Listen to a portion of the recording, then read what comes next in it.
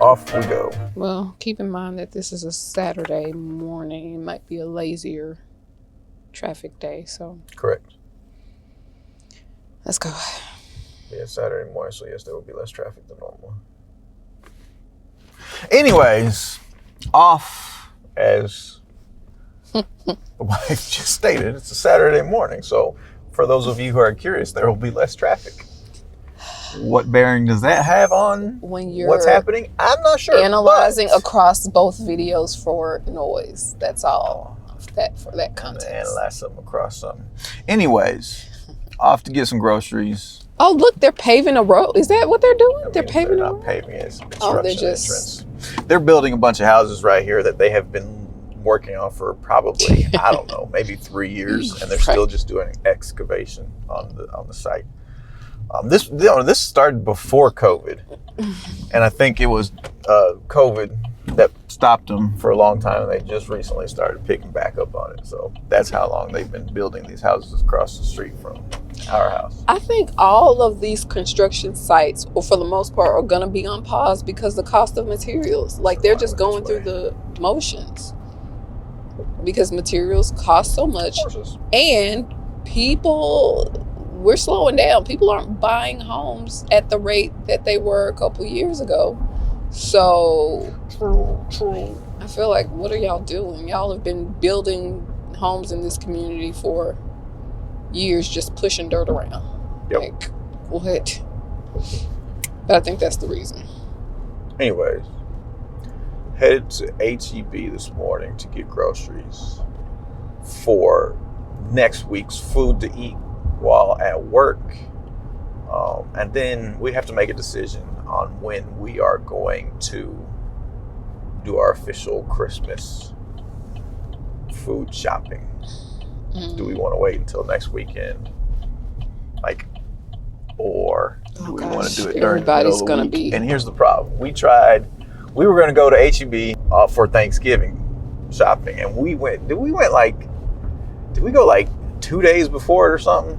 I think, yeah, 2 days before. And we went like around like midday, 12 o'clock. This was a weekday, and literally just circled the parking lot for maybe 10 minutes. And there's just, 20 cars doing the exact same thing. Not a single place to park. So don't want that same experience. Mm-hmm. We wound up going to Walmart, which... God save our souls. I mean, we got a lot of good deals. Like, what we purchased was really cheap compared to H-E-B, I think. Mm-hmm. Yeah. Anyways, so, I know people who refuse to go to the grocery store and solely order their groceries online and have them delivered, which tells me a lot about you as a human being, if that's what you do. What does it tell you? Well, it tells me, here's the thing. I refuse to, we'll order stuff from time to time, but it'll be like dog food. It'll be cases of water. It might be, prepackaged stuff that we're not going to cook with. It's not food. We're not ordering fresh fruits or vegetables. Yeah, somebody else is not going to pick out my carton of eggs, my fruit, my I'm not produce. leaving that up to some random Uber Eats driver or whomever. Not a chance in hell that's happening. Have you been seeing those Uber drivers or the Uber Eats? I think it's more like DoorDash getting the items wrong. Like, they'll do videos. People will do videos at what was substituted, and it's like, how did you come up with this substitution of all things? And so I thought that was very interesting. And if they can't find it immediately, it's not like they're gonna make a real effort to actually not at all. Item. So forget that. I ain't finna do that. So I go grocery shopping. I cook my own food. We cook our own food. I'm not buying just a bunch of boxed prepackaged crap. But here's what I really want to talk about. Because this weekend, nothing is happening that I wanted to happen. I was looking up this morning. I was like, what is going on in the world of sports this weekend? Of course, NFL, but next weekend is the big weekend that I know you are super excited for. Everybody is super excited for, because it is the Netflix boxing match between Jake Paul and Anthony Joshua. Oh boy. That's happening. Okay. That is happening, and I'm super excited to watch it. But you'll like it because the person you want to see fight is going to be on the card as well, Alicia Baumgartner. Yes. Okay. Well, then, yeah. So she'll be on the fight.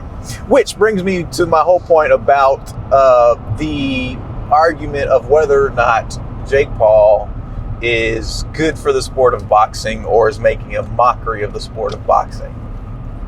Now, of course, he was like a Disney actor kid back in the day. Oh, is that where he got his start? That's where he got his start. Oh, okay, not YouTube. I have no frame of reference because I never watched Disney shows before. Right. And then after his Disney time on Disney, he became a big time famous YouTuber where he was doing like a bunch of prank crap, and he kind of like blew up like majorly. Like he was Mr. Beast before Mr. Beast and all that crap. And then anyways, people kind of got tired of him on YouTube because he was really annoying, doing really annoying things.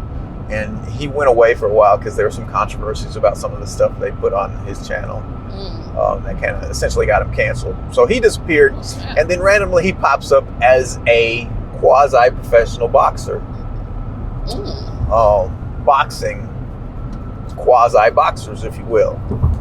He fought, I think his very first fight was against Nate Robinson, which is a retired basketball player. So neither one of them are professional boxers, which is fine.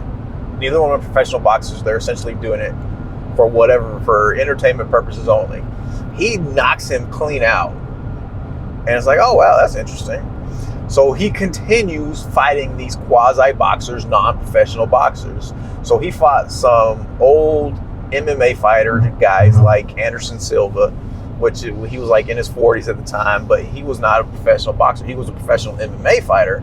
But again, he wasn't an active professional MMA fighter when he fought him. And he beat all these guys. And he keeps fighting these rando.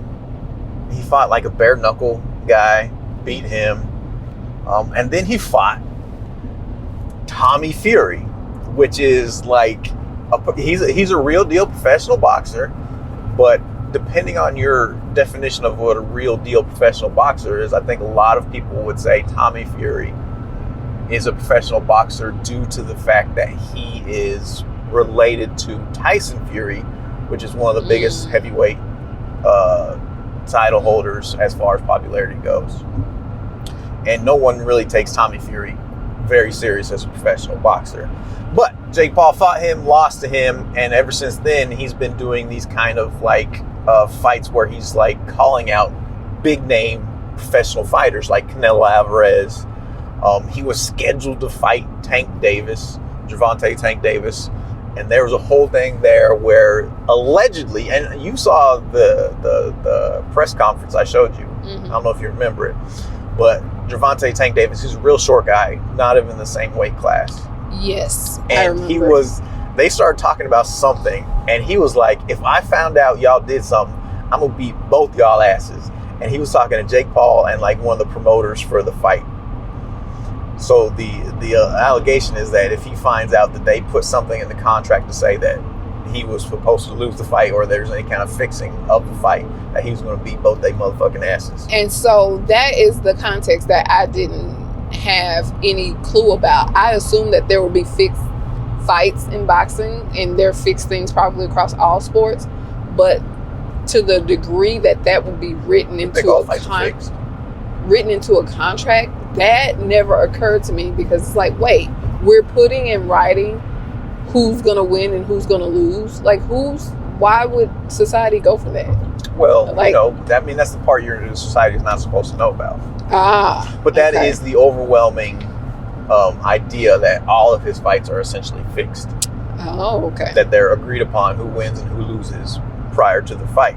And this has been a big thing since his very first fight, but it became even more loud due to his fight, of course, against the absolute legend Mike Tyson. You remember that? He fought Mike Tyson when Mike Tyson was like 60. He was like either 58 or like 62. I can't remember what it was.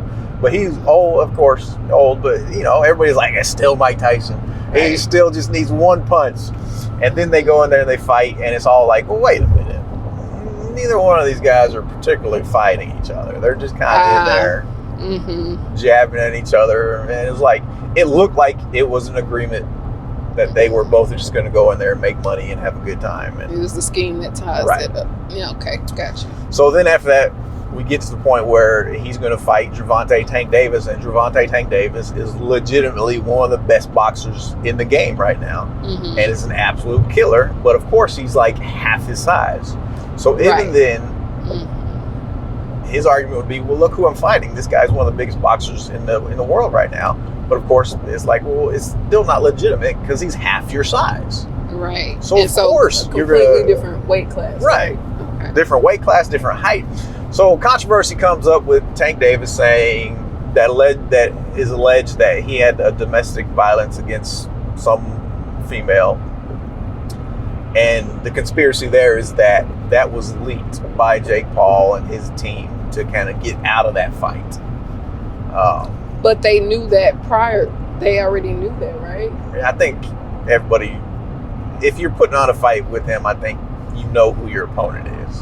And you know things about him, especially someone who's such a public figure as Gervonte Davis is. However, so that fight gets canceled and immediately gets rescheduled for Jake Paul fighting Anthony Joshua. And this is the exact inverse of the Gervonte Davis fight, where now Jake Paul is literally half the size of Anthony Joshua. And it's like, okay, this is very interesting because now you're taking on someone you can't possibly beat. Because Anthony Joshua was like 6'6". He weighs way more than him. He has like a 7-inch reach advantage on him. And these people, Anthony Joshua's a heavyweight championship caliber boxer. He was the heavyweight champion. Got beat by Andy Ruiz, I believe. Won it back. Lost it to somebody else. So this is a real deal heavyweight championship boxer. And Jake Paul, that wouldn't be his weight class. That's not the size that he is. So this now, of course, brings up the question of, okay, well, wait a minute. If this is a real deal fight, if this was Anthony Joshua against anybody else of Jake Paul's size and capabilities, Anthony Joshua would absolutely murder that person. He's gonna hand it to him. Yes. 100%. Yes. So, the fight is scheduled to happen next weekend live on Netflix. And from my expectation, Anthony Joshua should absolutely kill him. Now, if that does not happen, if somehow Jake Paul even makes it competitive or somehow manages to win the fight or take it the full however many rounds they're doing, I think they might do 8 rounds. However many rounds it goes, if it goes to a decision, it's like the immediate question is going to be like, well, wait a minute. How on earth did this guy, twice your size, heavyweight championship caliber boxer, not absolutely demolish you within the first 2 rounds? And it's going to just bring up the same, oh, this is absolutely rigged. And I got totally sidetracked because the whole point of this is whether or not Jake Paul has been a benefit or a negative on the sport of boxing. That's the question. Well, Jake Paul seems to be the master pivoter. He gets into a situation, he pivots. Something doesn't work out for him, he pivots. And I think people who are really good at pivoting like that, and pivoting in a way that's like in a completely unexpected direction, or they really take advantage of a moment. They take advantage of a window. And so while it seems like he is really putting up some roots in boxing, I don't know. I don't know much about boxing anyway, so take this with a grain of salt. I don't know that it has the longevity that one would suspect, because again, his track record has been pivot. Well, his track record has been gimmick. Well, and Here's so a gimmick that's fight. what Here's a gimmick fight. I guess I would agree. And so when people move like that, I don't see longevity with the thing. Maybe it's a thing where it does well, he sells it, and then does something else before things get too hot. I don't know. It's hard to say. But with his track record being gimmick, and take advantage of a specific window and a specific moment, it's almost like, I can't think of the word right now, but it's akin to like a leech. But that's not the word I want to use. It's not. It has a more positive connotation. Okay. But he's really cued into taking advantage of this opportunity that he has, and it's going to give him shine, it's going to give him glitz, but it might not necessarily be good for the culture once he leaves the moment. Okay. Well, that's an assumption, I guess. Here's what I do. As an avid boxing fan who grew up watching every single Mike Tyson fight, who's seen the greatness of Roy Jones Jr., who loved Prince Nassim Hamed and all these guys, I absolutely loved the sport of boxing. And at first, when he started doing these boxing matches, I was like, man, I hope he gets killed in the ring. Not literally, but figuratively, because I'm like, you are making a mockery of the sport.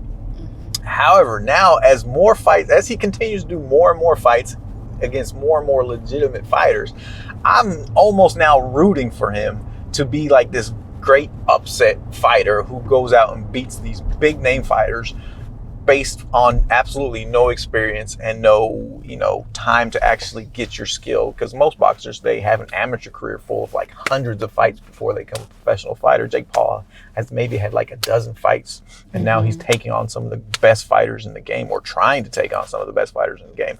And here's what I'll say also. His promotional company, and you'll appreciate this, his promotional company, MVP Boxing, he's the one that is putting on these fights with Alicia Baumgartner and all these female boxers. And he was the first guy to promote his company. MVP Promotions was the first promotion to put out a full female boxing card and promote it and hype it up and actually get people to watch. I think it was on Netflix as well.